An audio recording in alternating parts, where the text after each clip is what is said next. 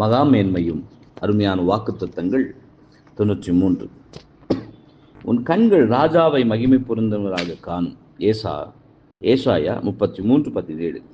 ஓ, அமைதிக்கும் சமாதானத்திற்கும் மகிமைக்கும் ஆசீர்வாதத்திற்கும் சந்தோஷமான ஐக்கியத்திற்கும் முடிவில்லா அன்பிற்கும் கரைப்படாத பரிசுத்தத்திற்கும் முடிவில்லா பேரின்பத்திற்கும் உரிய எத்துணை தரிசனம்.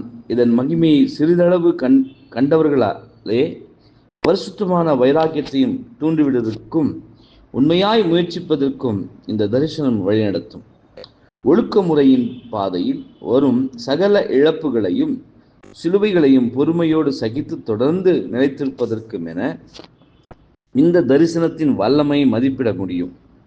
கிறிஸ்துவின் நாமத்தை தரித்து கொண்டு அனைவரும் இந்த ஆசீர்வாதமான தரிசனத்தின் எண்ணங்களினால் நிரப்பப்படவில்லை என்பதில் ஆச்சரியப்படுவதற்கு ஒன்றுமில்லை. காரணம், இவ்விஷயங்களை அறிவுபூர்வமாக அறிந்தவர்கள் கூட வெகு சிலரே தரிசனத்தை உண்மையாய் கண்டு அதில் தங்களுக்கு ஒரு பங்கு இருப்பதை விசுவாசத்தினால் உணர்ந்து கொள்கின்றனர்.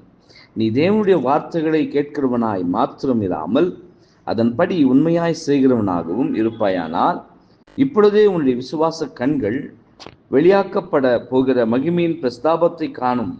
மேலும் நீரின் பாதையில் நடக்கும்படி உன்னுடைய அடிகள் உயிர்ப்பிக்கப்படும் என்பதே ஆமென்.